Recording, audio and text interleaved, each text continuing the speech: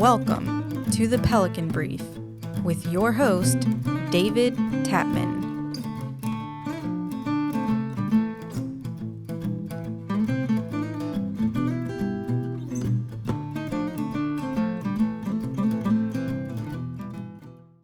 Welcome to the Pelican Brief. I am your host, David Tapman. We are honored to have a special guest in studio today, Richie Edmonds, who is running for House District 66. Is that correct? 66. Yeah, out in I consider it South Baton Rouge, Southeast Baton Rouge. So welcome to the studio. Thank you so much for being here. Thank you for having me. No doubt. It's been a great morning, and glad to sit down with you for a few moments. Well, I appreciate that, and I've enjoyed working with you in the past in your work on the Republican Parish Executive Committee and your commitment to our community. So thank you so much. So I gave like a little brief introduction, but why don't you take a moment to tell your audience a little bit about yourself? Well, I appreciate it. Yeah, so Richie Edmonds, love of my life, Holly Lively Edmonds for 23 years.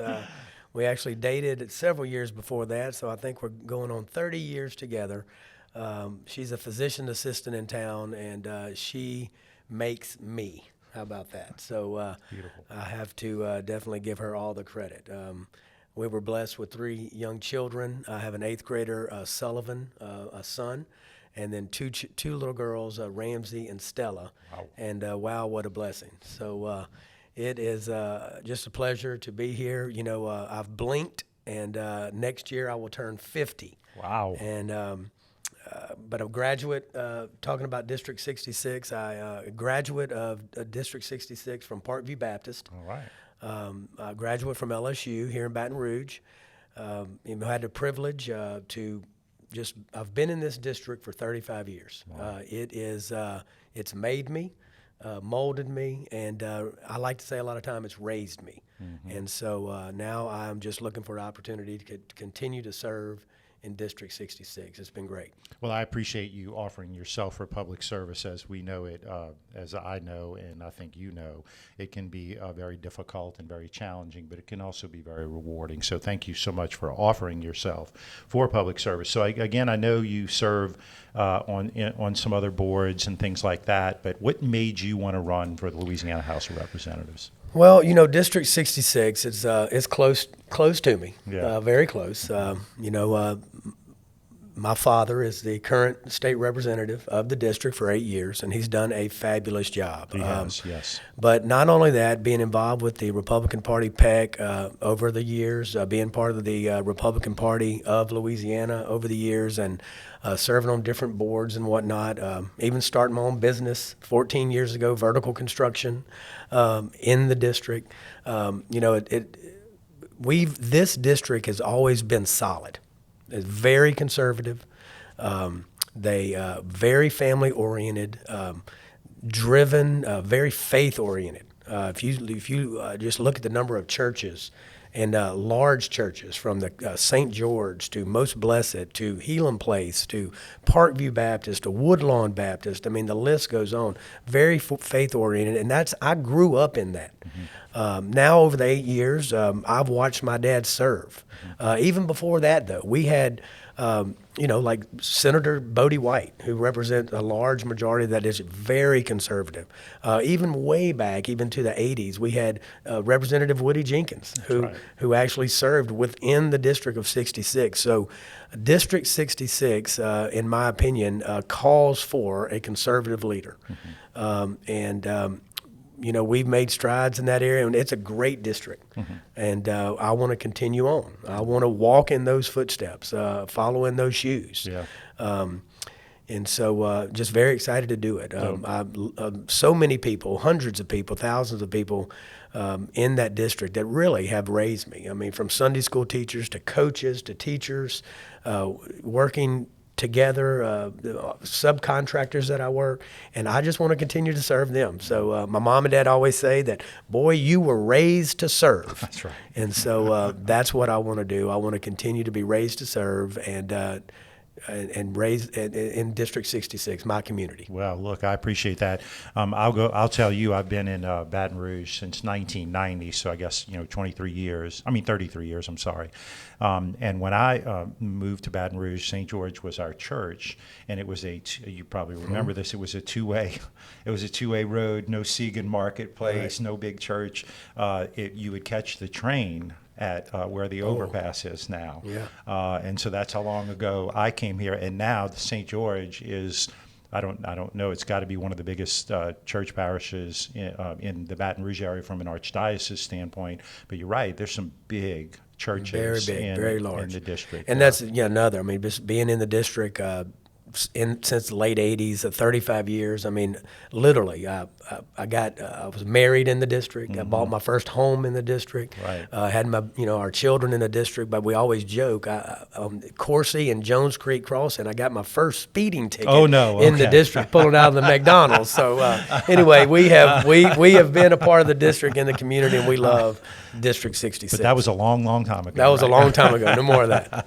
So one of the things that we like to do on this show is, we play a game. We say, okay, so Richie, last night you were elected, and then we have to kind of fantasize a little bit because it takes a long time before you take office. And then tomorrow you put on your shoes and you are state representative Edmonds. What are the things that you want to do both for the state of Louisiana and for your district when you get elected? What are going to be your big issues? So right out of the gate, just knowing this district, knowing the schools in the district, and I know you have a lot of time spent, blood, sweat, and tears with the school board and whatnot. We can list the schools, and the reason is because the student population that we have in that district, from Woodlawn, middle, high school, elementary, southeast. The old Runnels is now a charter. Basis is there now as a charter. Down on Bluebonnet Extension, we have the new school that they just opened called Great Hearts, a charter school. Then go into the private schools, St. George, Most Blessed, St. John Vianney, Parkview, Episcopal, a lot of schools in the district. So one of my number one things is school and education. There's a lot of talk going on about school choice, whether it's public, private, charter. I think it's a great idea. I think working with Cade, Superintendent Cade, working even with our school board to try to figure out the best plan for school choice, the best plan for some of the dollars following the students, which we call the ESA accounts, that I think would be very beneficial to public school students that would now have the opportunity for other opportunities in private schools, but also benefit some of the private school students that are going to private schools that pay property taxes, but don't benefit and sales tax, but don't benefit on the flip because they pay the private school tuitions and whatnot. And I just think it'd be a better competitive environment. Some of our schools will grow.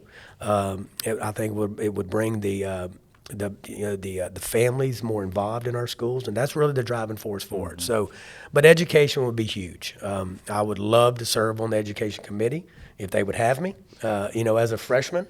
But second, leading from education would be crime.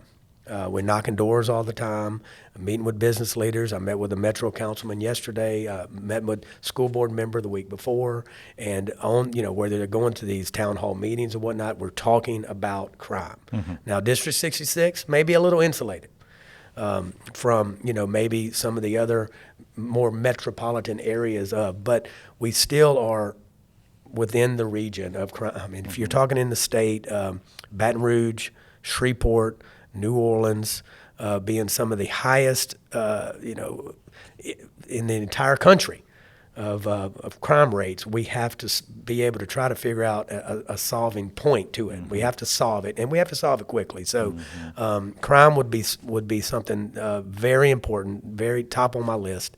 With working with police officers, working with cities to try to figure out, look, we're going to back the blue.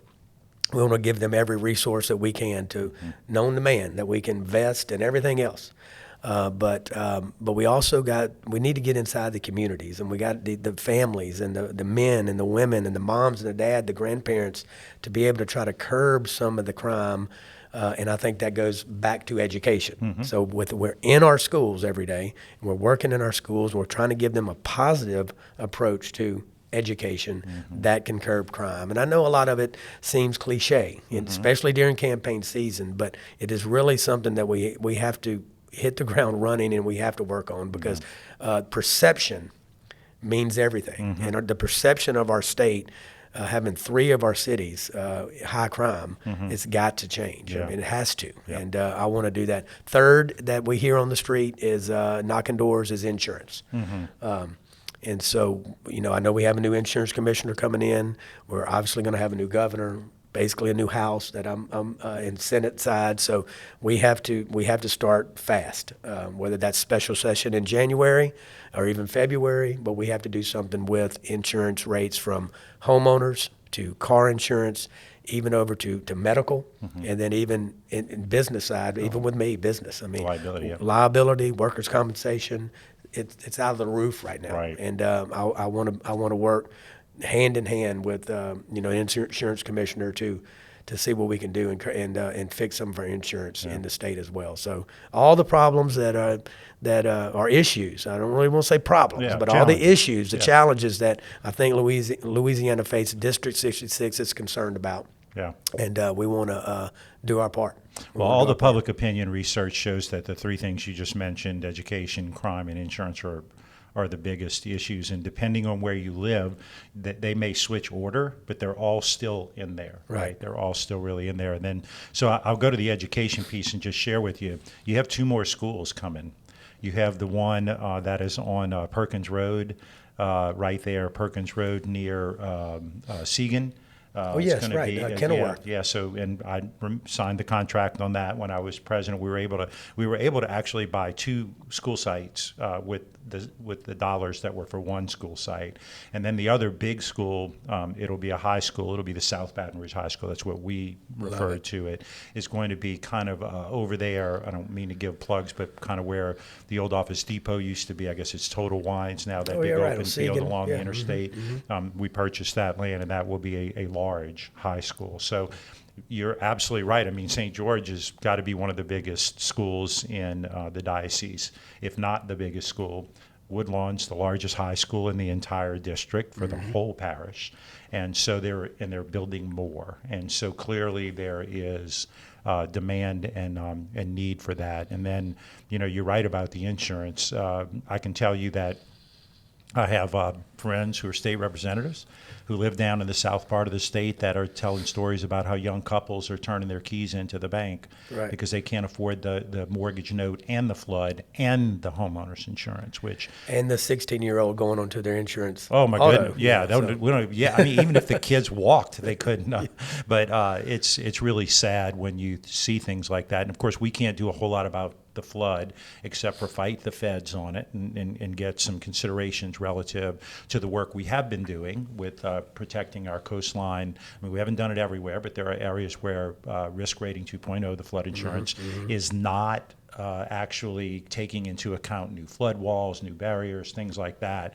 But remember, and you know this because you're a businessman, insurance is pooled risk. So people in Shreveport are suffering too, just maybe not as much as people in South Louisiana. And that's the thing about being a state representative, right? It is the fact that when you vote, you not only affect your district, but you affect everyone in the state of Louisiana, and that's a heavy load. Right. And that, we kind of break it down and just, in a way following the lead of that I've watched my father walk in. It's been great. Our number one priority is District 66, obviously. Great district again. A lot of people, over 30-something thousand. On the voter roll, so that's even more of the people that aren't. A high percentage of voters. So turnout's always great. We always talked about students, always great. Schools, great. And so we have a great opportunity in District 66, our number one priority. But then it rolls into the state, and from the north all the way to south, east, or west. And as a candidate and as a sitting representative, District 66 expects that representation to not only just represent them, but be like the floor leaders Sure. down, be the committee chair, Sure. be the ones that are making the grounds and moving, and they expect a leader for that seat. And I think you even see it across the state. Other reps, other senators, you mentioned District 66, Sure. they know, oh, Yeah. well, so Yeah. I want to do that. I feel, we talk about calling. I'm a preacher's kid, and so Yes, you are. being a preacher's kid, you have seasons in life and you have callings and whatnot, and so I believe the season is now, and a great time to be called to come and serve this district. No, I'm excited. I agree. And again, I applaud you for offering yourself for public service. A lot of people will call you and tell you what you didn't do well, but not everybody calls you and thanks you for all the great work you did. So, so let's go to this, because this is one of the things. You've got your platform and everything together. How are you going to win the race? Tell us how you're going to win it. Well, we are, since January now, we've been working hard. I honestly never thought when I jumped in the race or considered, prayed about it, and decided to run for this seat that January would be the kickoff date to begin the campaigning. So I am looking forward to Saturday, early voting. Right. And then this next week of early voting, but I'm also looking forward to October 14th and kind of getting to the goal, the fourth quarter per se, right? We hold our hands up like we do at LSU football game. Right. But how we winning is we are meeting people, knocking doors. We have raised great money. People have been so supportive. We're running ads, obviously. We have lots of mailers that go out. All the campaign things, knocking doors, flyers that I carry around in my pocket. That to anybody and everywhere, even have business cards. But it's all about meeting people. So if I'm at a church setting, if I'm at a football game like I was last night, a lunching that I'll be at later, whatever it is, if at 5 o'clock somewhere I will be, and it's meeting people, and you just listen and shake their hand, talk, just have a conversation in a way. A lot of it's just like I said, meeting people. I'm at restaurants, and I'll get up and walk around and talk to people. It's just what you do. So I think we have a great plan. We have a great team, a great group of friends, great group of family. I have the support of a lot of organizations. I've been endorsed by the state Republican Party. So not only the East Baton Rouge Parish Republican Party, but the state Republican Party. And they haven't endorsed many state representative candidates or even state senator candidates. They've done more of the statewide racing. But I've been endorsed by them. LABI, very supportive. Louisiana Contractors. I'm a contractor. Louisiana Realtors. I hold my realtors. NRA, A+, AQ rating now, because the questionnaire for a candidate is how you answer that questionnaire. Right. We've never had a voting record, so it's an AQ rating. Right. But NRA, and then Louisiana Right to Life has been something, because that's always been dear to our family, myself, my wife, my mom and dad, and fighting for the lives of the unborn and children. No matter what. Yeah. So they've been very supportive with a lot of people. Then we have a lot of great St. George support, a lot of school support from around the community of different private schools and public schools. So it's been really good. So we have a good game plan. We're going to keep moving forward the next couple of weeks. Like I said, meeting people. Well, it sounds like you're definitely doing the work. So as we talked about pre-show, when I drive out of my neighborhood, I see your district. If I go right, I'm in your district. If I go left, I'm in your district. So I'm a little bit on an island out there, but I see a lot of your signs, and I see a lot of the advertising and marketing you're doing. And I know you've been out there working. It's funny. One of the candidates mentioned on the show the other day that they started in June and they felt like they had started early, and then they realized that they were way behind. Right. And so, look, a lot of times you actually are a year out doing it. So even in January is a tough start. But, you know, having been doing this for 23, almost 24 years, it's all about relationships. So just like the relationships you're building in your community or enhancing in your community, that's how it is at the Capitol. It's about relationships, working with other legislators, understanding their districts, taking in all the data, which you probably do as a contractor, and trying to figure out, you know, all the details. So much of this really is about relationships. Yeah, and that's you know, really learned a lot. I mean, it's just like contracting. I mean, I can't just go build the home. I mean, we have to start with a foundation, and that is form up, dig out, and rough in, and concrete. And then you have another crew come in and frame, and another crew electrical, another crew plumbing, another crew roofing, whatnot.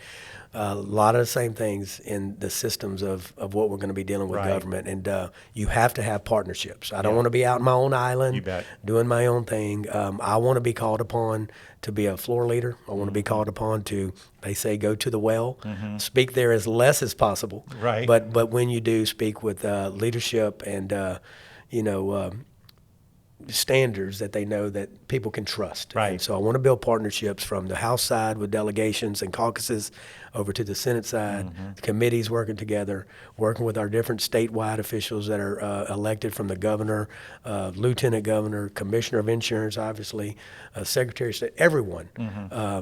I want to make Louisiana great. I don't want to leave. I'm not going to. And you know it, I know it. We've had a lot of our friends probably leave. My son left. Tennessee, Florida, Texas, Virginia. You know, and when we all talk about it, and it's one of the things we say on the campaign trail, and everyone's talking about it, but we're tired of being last.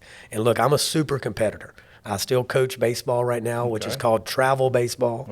So I have the competitive spirit within me. I do not like to lose. And I do not want Louisiana to lose. I want us to win. I want us to win on Saturday evenings in Tiger Stadium, and I want us to win across the board with education for our children, business for you know, our families so they can make a good wage and a good living, and then for our city. I mean, I love Baton Rouge. I don't want to go too long, but we moved here from Shreveport, Louisiana, back in the mid-'80s, and we were from Shreveport. Little more redneckish. Now I love my Shreveport people. That's my family, my 318. My Bossier folks. I love them to death. Great food there. But when we crossed over around Alexandria and we moved into Baton Rouge, I mean, I thought I was in heaven. I had the Tigers. I had the LSU campus. The city was bigger. We had the bridge. We had all this stuff. I mean, I thought I was in heaven. And I've never left. And we moved over. I've lived off Jones Creek in that Coursey area. Now I live over off Bluebonnet area. But that's where I grew up. My roots were started and never wanted to leave. And I love Baton Rouge. I mean, there's just a vibe about it. The capital city, the whole bit.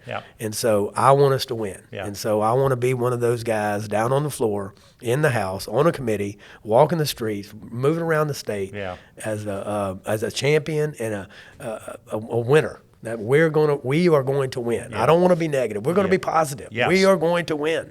You have to. So let's do it. You have to have hope. So, well, look, I appreciate it. Those are those are the sort of questions we ask all the candidates, but we do provide a little bit of an opportunity, a window for you to talk about anything else you would like to talk about, make your pitch, to ask our viewers to support you, because I know you can always use things like money and volunteers. And we have, I did a little research last night. We have quite a few subscribers that live in your district, and most of my friends live in your district. So anything you want to share with our audience about you, your campaign, or anything else you want to share? Well, yeah, great. I appreciate that. Look, friends that are out there, and people that I haven't even met yet, people that live in District 66. I want to be your next state representative. I would love for your vote. I am asking for your vote. Next coming couple of weeks, obviously, we're going to have people on the street with their T-shirts on and the signs holding, especially on the 14th. We have a huge social media from Facebook, Instagram to Twitter page, that I would certainly love for you to go to my page, which is Richie Edmonds, State Representative, and like the page, follow the page, share the page. I'm always putting stories up on Facebook of some little ads or my little daughter speaking. That's or whatever. Cute. I would love for you guys to do that because it gets the word out. It goes into your sphere, goes into your influence groups, and people can get the word out.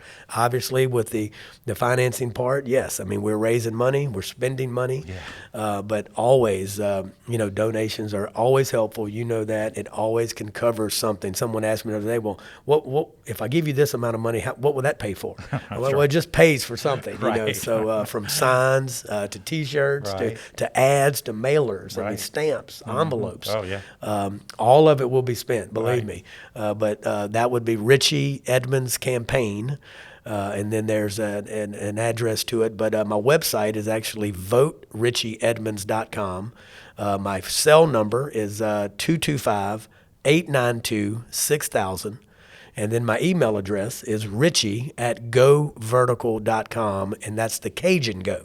Okay. So it's GEAUX vertical.com, and that's my live work, live cell, not a campaign made up, because I want to be able to get back in touch with you. So, look, David, I really appreciate you letting me be on with you. It has been a pleasure just letting me speak and talk and visiting again. Well, we're first off, I am very sincere when I say thank you so much for taking the opportunity to offer yourself for public service, because it is service, and I know you know that. I know your dad lives his life that way, so we certainly appreciate. I think all the people of Louisiana should appreciate when people do that. Some people might want it for power or privilege, but the reality of it is it's service, and it doesn't pay a lot. It's long hours and long days and long nights.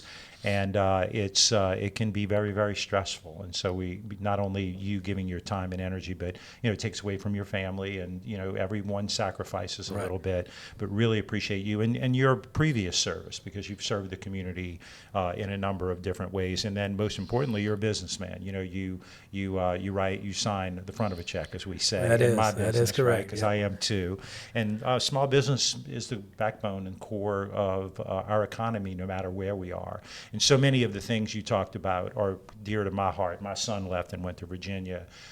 Crime is it creeps and it affects all of us, but we seem so desensitized by it that we get up in the morning and read the paper and it just it's really, really bad. So having someone who'll do this sort of things that you want to that you're going to do and or talk about doing, and then the ability to work with other people is such a big deal, right? Trying to find common solutions to common problems is not that difficult if we all just sit down and really in our Christian heart make a concerted effort to work together. So I appreciate you being here, appreciate you offering yourself for public service, and perhaps in the runoff we'll get you back. I would love if to. there's a runoff, I mean, I don't know. Look, we're not shooting for that, but November 14th will be the next date. So would love to be back with you. We eat that elephant one bite at a time. Exactly. So thanks again for being here. So that is our show. We are the Pelican Brief. You can find us on all of the social media platforms at Pelican Brief 225. You can find us on all the podcasting platforms. If you happen to be watching this on YouTube, we're on Spotify, Apple, Amazon, all of them, and you can find us there. You can also watch us on YouTube if you happen to be listening and you'd like to look at the video version of it. Our handle at YouTube is at the Pelican Brief 225, and then you can also email us at thepelicanbrief225@gmail.com. Thank you for being with us today, and until next time, we are the Pelican Brief.